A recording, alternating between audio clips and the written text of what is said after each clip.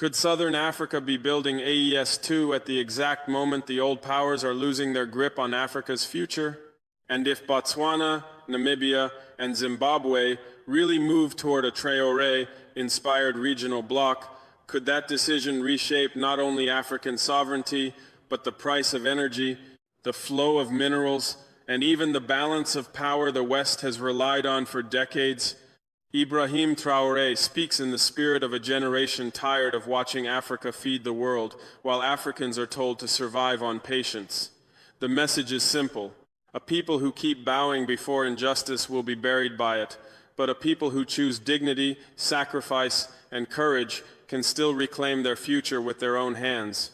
That voice now echoes far beyond the Sahel, and that is why this story matters more than many people realize.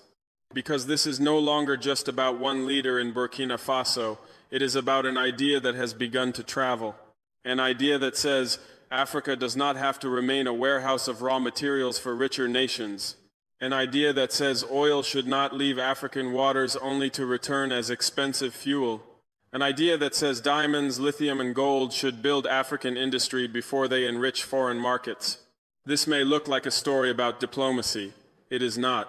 It may be the early outline of a much bigger confrontation over wealth, sovereignty, and who gets to write the economic rules of the next decade. Stay with me, because before this video ends, you will understand why a possible alliance between Botswana, Namibia, and Zimbabwe could matter far beyond Southern Africa, and why the rise of AES-2 may say more about America's future than most people are ready to admit. And as you listen, tell me where you stand right now. Does this feel like hope, risk, or the beginning of something much bigger? To understand why Botswana, Namibia, and Zimbabwe could even think about moving towards something like AES-2, you first have to see the system they have been living inside. The real story does not begin with speeches. It begins with a pattern so old that many people now mistake it for normal. Southern Africa is rich in nearly everything the modern world says it needs. Diamonds, gold, platinum, lithium, offshore oil and gas, fertile land, Sunday wind, human talent. On paper, that should sound like the blueprint for long-term prosperity.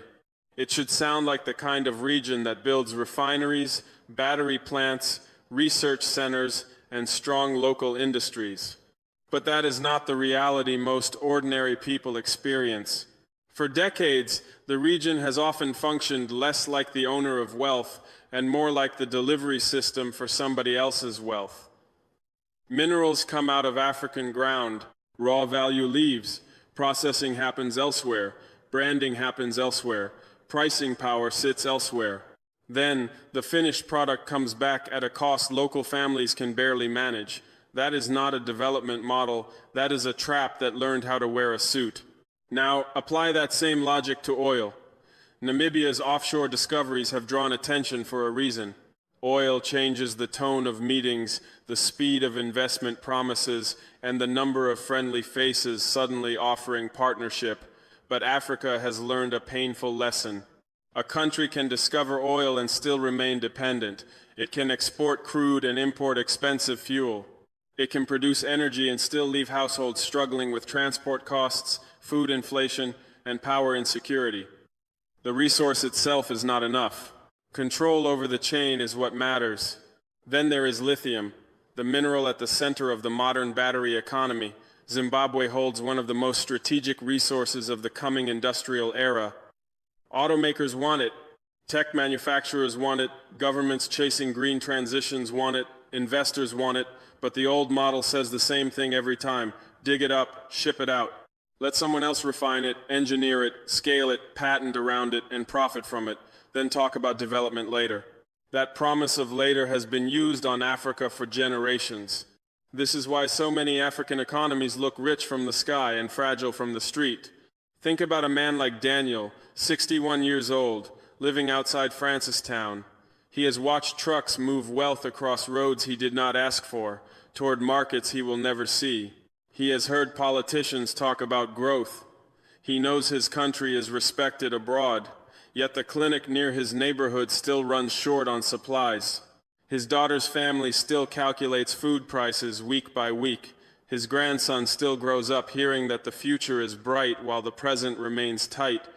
Daniel is not asking for luxury. He is asking a simpler question. If this land is so valuable, why does the value feel so far away? One of the most effective things the old system ever did was convince resource-rich societies that real industry belongs somewhere else, that advanced processing should happen in Europe, America, or Asia, that African countries are supposed to extract and export, not transform and lead. Over time, that message shapes more than policy. It shapes self-belief. It teaches governments to seek permission before building. It teaches elites to treat the approval of lenders as more important than the hunger of workers. It teaches young engineers that their best future is somewhere abroad. It teaches ordinary people to call survival stability, even when the arrangement is clearly tilted against them. That is how a value trap turns into a mental trap. And that mental trap becomes even harder to escape when the global system rewards fragmentation. A divided continent is easier to pressure. One country can be threatened with sanctions, another can be softened with aid, another can be isolated with negative headlines. The less coordinated the region is, the easier it is to negotiate each state downward until sovereignty becomes a slogan with no industrial backbone under it. That is why the idea of regional alignment matters so much. If Botswana, Namibia, and Zimbabwe remain three separate stories, each one can be handled separately. But if those assets begin to sit inside a coordinated industrial vision, the conversation changes. Suddenly you are not looking at isolated exporters. You are looking at the early shape of a bloc, and blocks are harder to discipline. So when people say Botswana, Namibia, and Zimbabwe may be moving closer, they are not simply describing diplomatic warmth. They are describing a possible escape route from a system that has kept wealth moving outward while hardship remained at home. And the pressure for that kind of change did not come from nowhere. It came from a signal that started far from southern Africa, but has been impossible to ignore. That message came from the Sahel. The Sahel matters to this story because it changed the emotional atmosphere of African politics. Before Ibrahim Traoré and the rise of the AES, many Africans had been conditioned to believe that defiance always ended in isolation, that any serious break from the old order would lead only to sanctions, chaos, and collapse. Stay inside the accepted system, work with the same institutions, depend on the same financial channels, keep exporting, keep borrowing, keep waiting, and maybe one day development will arrive. But then the Sahel disrupted that script. Traoré became important because he gave form to a feeling that had been building quietly across the continent for years. The feeling that Africa had spent too long negotiating from weakness. The feeling that foreign-backed formulas kept producing dependence while calling it reform. Traoré turned that frustration into a language ordinary people could recognize. Not the language of policy seminars, the language of dignity, survival, and ownership. That is why his influence traveled. Political ideas do not move only through official channels. They move through rumor, imagery, speeches, radio debates, and the quiet comparisons people make when they look at one country and then at their own. A miner in Zimbabwe can hear the tone of a Sahel speech and recognize the same wound. A young professional in Windhoek can watch events in Burkina Faso and suddenly see old development promises in a different light. A policymaker in Gaborone can read the room and realize that regional politics is changing faster than diplomatic language usually admits. Because Botswana, Namibia, and Zimbabwe are reading a similar lesson. On their own, each country faces limits. Botswana has stability and institutional credibility, but not unlimited strategic weight by itself. Namibia has energy potential and access to the Atlantic, but energy without full downstream control can become another version of dependency. Zimbabwe has enormous mineral leverage and a history of political endurance, but it also carries pressure and external suspicion. Separately, each can be managed. Together, they begin to look different. This is where the idea of AES-2 starts to become meaningful, not because Southern Africa is trying to copy the Sahel line by line, In the Sahel, the central themes were security and the rejection of old political dependence. In the south, the decisive front may be industrial: energy, refining, logistics, currency exposure, mineral processing, access to ports, regional value chains. If the first AES was widely read as a sovereignty bloc under pressure, AES 2 inches Southern Africa would be understood as a sovereignty bloc built around production. And that is why it could become even more consequential. Because once sovereignty moves from slogans into supply chains, the entire conversation changes. It is one thing for leaders to speak of self-determination. It is another thing to ask where the refinery will stand, who will finance the corridors, how the lithium will be processed, where the engineers will be trained, what currency terms will be used in trade, and which ports will serve as exit points for finished goods rather than raw exports. Those are not symbolic questions. Those are state-shaping questions. In Botswana, Namibia, and Zimbabwe, the appeal of that formula is obvious. Botswana can see that stability without industrial deepening will eventually feel too thin for a younger generation that wants more than praise from Western analysts. Namibia can see that oil can either become the foundation of a new future or the beginning of another familiar dependency. Zimbabwe can see that its mineral weight becomes much more powerful when attached to a wider system rather than carried alone under pressure.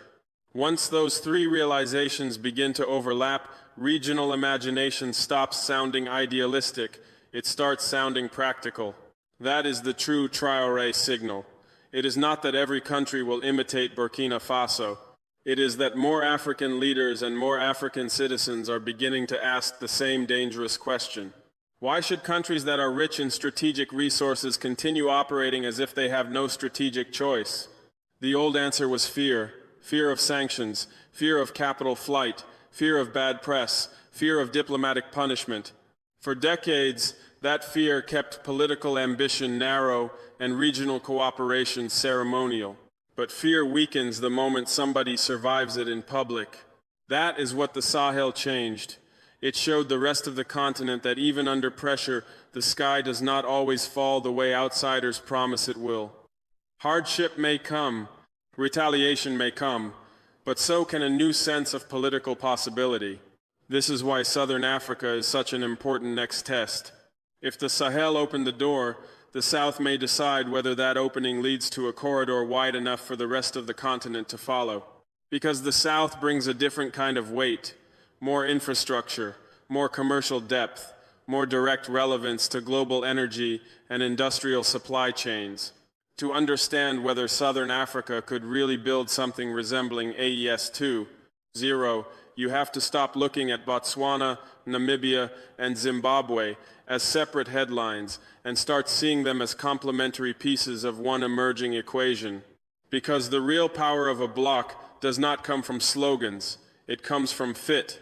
Botswana matters first because it brings something outsiders often underestimate: structure, stability, administrative credibility.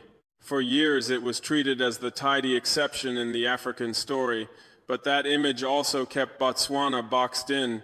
It allowed the country to be admired as a well-managed supplier rather than feared as a rising industrial actor. A state can be respected and still be limited.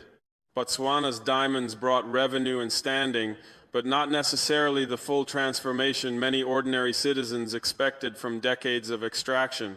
The deeper issue was whether Botswana could move beyond being a disciplined exporter and become a strategic builder. If AES 2.0 takes shape in the south, Botswana's role would likely be financial and institutional. It has the kind of governance image that can reassure investors, the kind of planning culture that can anchor long projects, and the kind of state reputation that can help legitimize a larger regional framework. Namibia brings something different, and arguably even more explosive: energy and access. Oil changes everything, but only if it is handled with discipline. If it is handed over under the usual terms, Namibia could become yet another country whose greatest discovery enriches everyone except the people standing closest to it.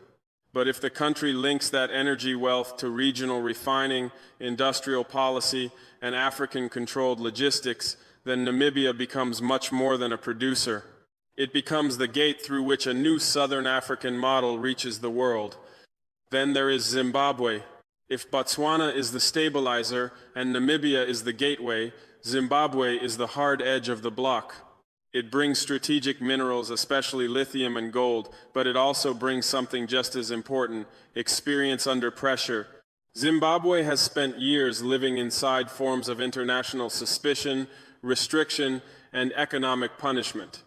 That history has been costly and disruptive, but it has also made Zimbabwe a country that understands something many more comfortable governments do not fully grasp.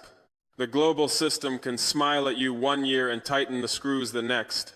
Zimbabwe's value to a Southern African bloc is therefore not only what lies underground, it is also political muscle memory. It knows the language of sanctions, reputational warfare, and external pressure. And if its lithium is linked to Namibian energy and Botswana's institutional weight, then its vulnerability begins to transform into bargaining strength. Now put those three together and the outline of the bloc becomes easier to see. Botswana can help anchor trust and coordination. Namibia can provide energy and maritime reach. Zimbabwe can add strategic mineral depth and political resilience. None of them alone is the full answer. But blocs are built from interdependence. Think about someone like Helena, a 41-year-old process engineer born in Bulawayo, trained in Johannesburg, and now working in Europe for a multinational energy firm. For nearly 2 decades, she has helped optimize systems that extract, refine, and distribute value at a scale African economies are constantly told they cannot yet manage on their own. She also knows something else. The technical gap is often exaggerated, not because these projects are easy, but because Africa has long supplied the labor, the brains, and the raw inputs while being told it is still not ready for ownership. People like Helena matter because they reveal the hidden weakness in the old model. The old model assumes African talent will continue leaving or serving foreign-centered supply chains from a distance. But a serious Southern African bloc could begin reversing that flow. A refinery does not only need crude, it needs chemists, safety managers, systems engineers, logistics planners, legal specialists, and technicians. A battery value chain needs researchers, designers, financiers, processors, and machine operators. Once a regional market becomes large enough to support these roles, the diaspora starts seeing home differently, not as a place of sentiment alone, but as a place of serious work. That is how AES-2 becomes more than symbolism. It starts creating reasons for African expertise to return to African soil. And by this point, I want to hear your own reading of it. Which piece matters most to you here? Botswana's stability, Namibia's oil and access, Zimbabwe's resilience and minerals, or the idea of African talent coming home to build? There is no single right answer, and that is exactly why this moment is so important. Because once those elements begin to align, outside powers face a different kind of Southern Africa. Not 3 countries negotiating separately for better terms, but 3 countries slowly building the capacity to define terms together. And if that break continues, then the real battle comes into view, not the battle over speeches or headlines, the battle over energy, refining, and who controls the industrial future of the region. If resources are the promise, energy is the test, because no country industrializes on speeches alone. No bloc becomes sovereign simply by announcing a new direction. Real independence begins the moment a region can power its own factories, move its own goods, refine its own inputs, and reduce the number of vital things it must keep begging others to process, insure, finance, or price on its behalf. For generations, Africa has lived inside one of the strangest economic arrangements on Earth. Some of the world's most resource-rich countries have remained deeply vulnerable at the point where modern life becomes most basic. Fuel, electricity, fertilizer, transport, industrial heat. The old model works like this. Oil is found in African territory. Foreign firms arrive with technology, financing frameworks, and legal architectures already tilted in their favor. The crude is pumped. It leaves. The highest value stages of transformation happen elsewhere. Then the finished fuels, chemicals, and industrial products return at a premium. The producing country gets royalties, some jobs, some promises, and a place in someone else's supply chain, but it does not get command. And command is the whole point. That is why Namibia matters so much in this equation. Oil discoveries can become a blessing or a trap. They become a trap the moment a country mistakes extraction for control. If Namibia simply joins the old pattern, then Southern Africa will gain headlines without changing the hierarchy beneath them. But if Namibia's energy wealth becomes the foundation for a regional refining strategy, the entire logic shifts. Then oil is not just an export. It becomes leverage for manufacturing, for transport stability, for fertilizer production, for petrochemicals, and for a broader industrial architecture that can support jobs far beyond the wellhead. This is where the idea of refining becomes revolutionary. To many people, a refinery sounds like a technical project, but in geopolitical terms, a refinery is a declaration. It says the wealth under our ground will not leave here at its weakest stage. It says whoever transforms the resource controls the larger profit, the skilled employment, the downstream industries, and often the pricing power. In the African context, a refinery is not just infrastructure. It is an argument against dependency poured into concrete and steel. Now imagine the strategic effect if Southern Africa begins connecting Namibia's oil to Botswana's financial capacity and Zimbabwe's industrial hunger. That is no longer a narrow extractive story. That is the skeleton of a regional system. Fuel refined closer to home lowers exposure to distant shocks. Industrial planning becomes more realistic. Agricultural inputs become easier to support. Transport corridors become more meaningful. Local currencies face less pressure from importing every essential derivative of energy from abroad. And that same logic extends beyond oil. Because Zimbabwe's lithium sits inside the next great industrial race. Dig the lithium, sell the ore. Let others refine it, design the battery cells, patent the chemistry, scale the manufacturing, and capture the durable wealth, then call it green development.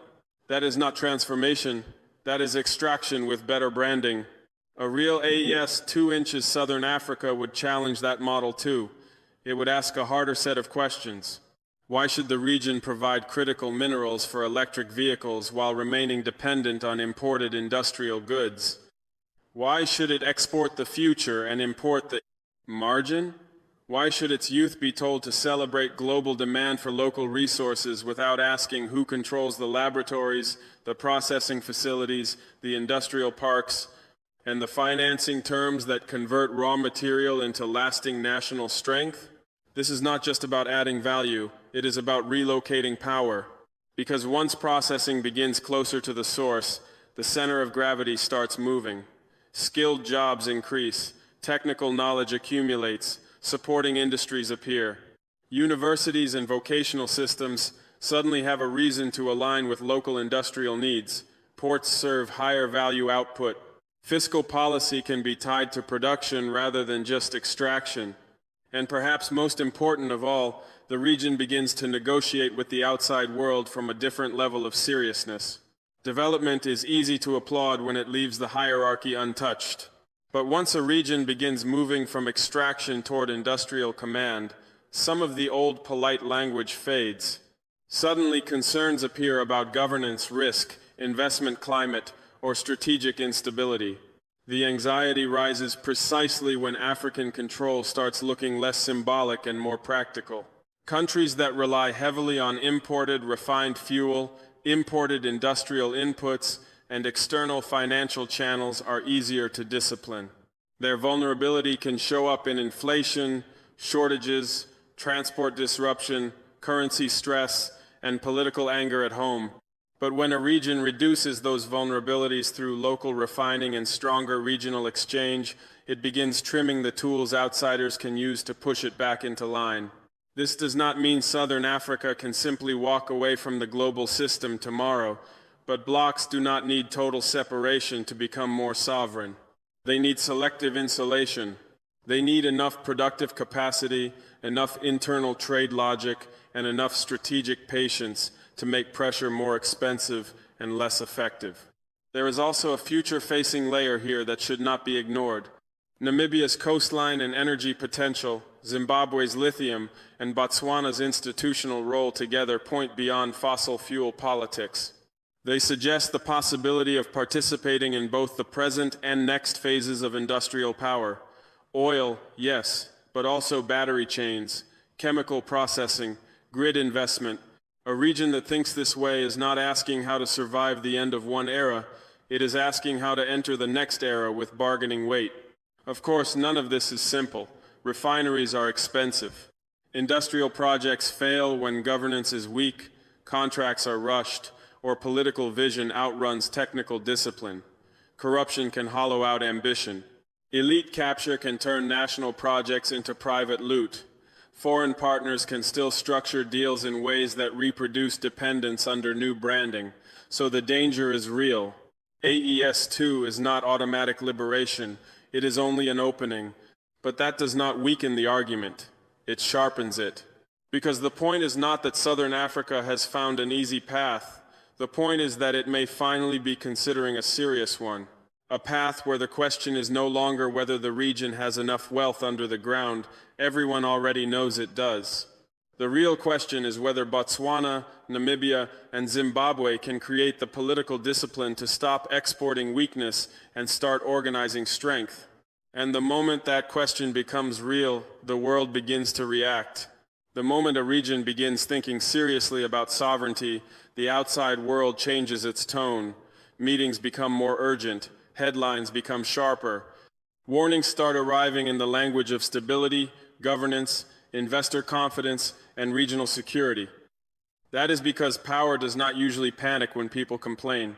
It reacts when people begin building alternatives. And that is exactly why Botswana, Namibia, and Zimbabwe would not be treated as a normal trade story if they move further toward an AES-2.0 style bloc. For Washington, the concern would go far beyond Southern Africa itself. The real fear would be precedent. If one resource-rich region in Africa begins connecting sovereignty with industrial coordination, others may start asking why they cannot do the same. That is how influence erodes. Not all at once, but through example. A successful Southern bloc would send a message that Africa does not need to reject the world in order to renegotiate its place inside it. The American position in the region has long rested on more than aid or diplomacy. It has also rested on access, relationships, military ties, financial architecture, and the assumption that African states will keep operating inside systems designed elsewhere. Botswana, in particular, has often been seen as one of the safer and more predictable partners in the region.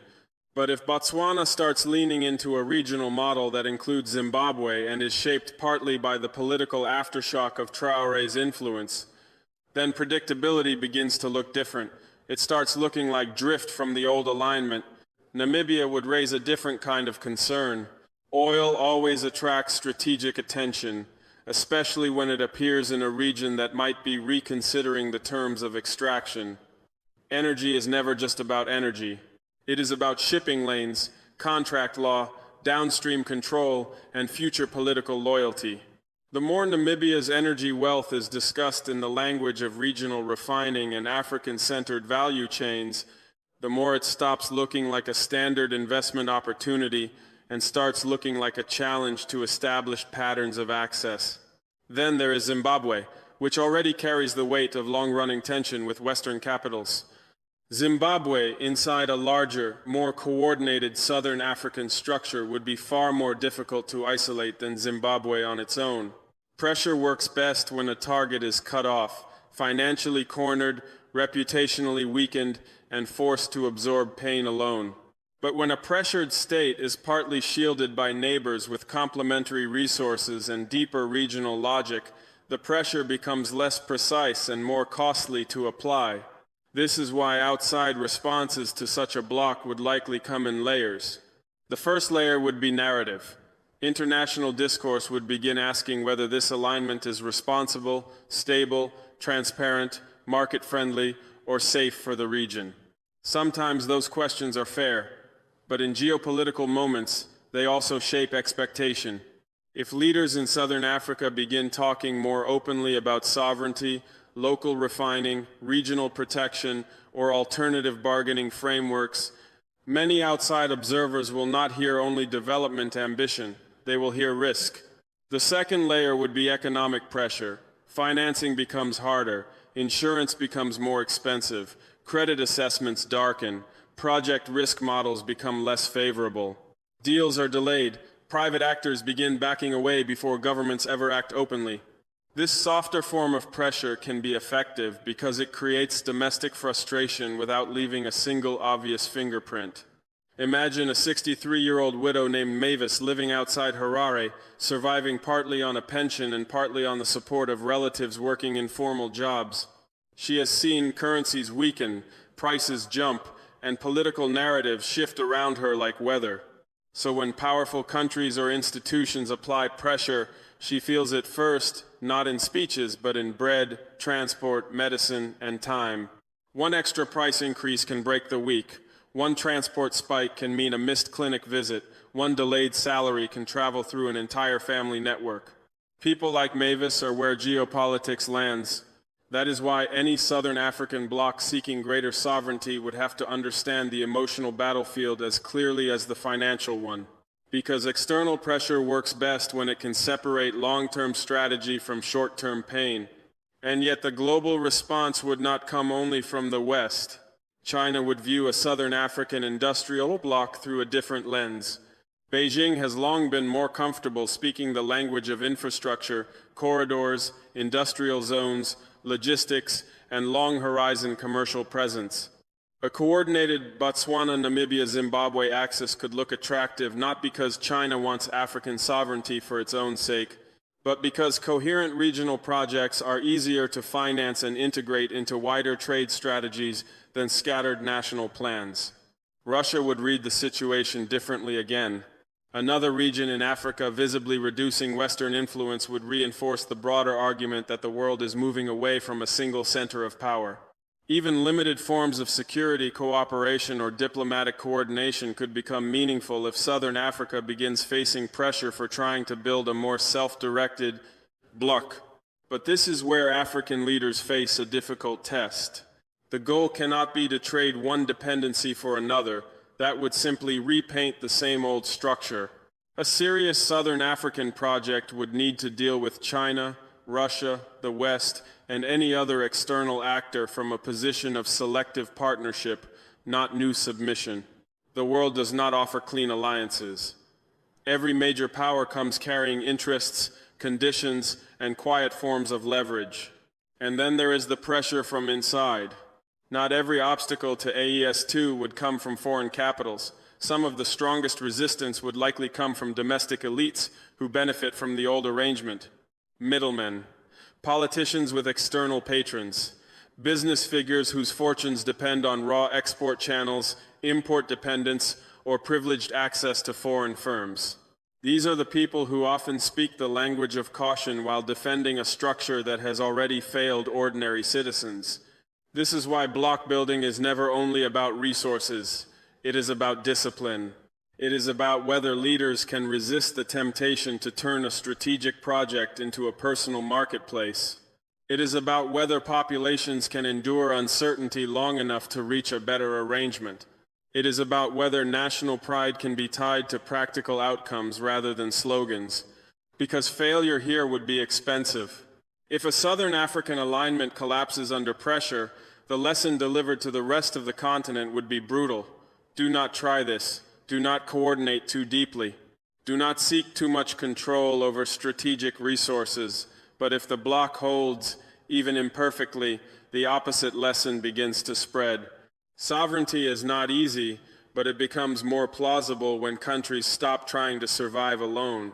10 years from now, people may look back on this period and realize that the biggest shift in Africa did not begin with a grand ceremony or a global endorsement. It began when a few countries started asking a forbidden question in public. Why should resource-rich African states continue acting like weak suppliers in a world that cannot function without what they produce? That question is now hanging over southern Africa. And if Botswana, Namibia, and Zimbabwe keep moving toward a more coordinated future, then this moment may be remembered as the point where the region stopped waiting to be included in someone else's system and began sketching a system of its own. Picture what that could mean in practical terms. A southern Africa tied together not only by history or proximity, but by infrastructure that serves a shared industrial purpose. Rail lines moving more than raw exports. Energy projects designed around regional needs rather than distant markets alone. Ports handling not just crude and ore, but refined fuels, processed minerals, manufactured inputs, and higher value goods. Technical schools feeding actual industries at home. Diaspora professionals returning not out of nostalgia, but because the region finally offers projects worthy of their training. That is why AES-2 matters as an idea, even before anyone fully agrees on its final shape. It gives Southern Africa a language for something bigger than the next deal or election cycle. It suggests that Botswana's stability, Namibia's energy, and Zimbabwe's mineral and political resilience do not have to remain parallel stories. They can become connected leverage. And once connected leverage enters the political vocabulary, a region begins to see itself differently. Not as a set of states trying to survive global pressure one by one, but as a space capable of setting terms, absorbing shocks, and protecting its own value with greater seriousness. Of course, no honest forecast should pretend the road will be clean. Even a promising bloc could stumble. Leadership changes could disrupt momentum. Corruption could weaken trust. External pressure could intensify. Rival elites could sabotage coordination.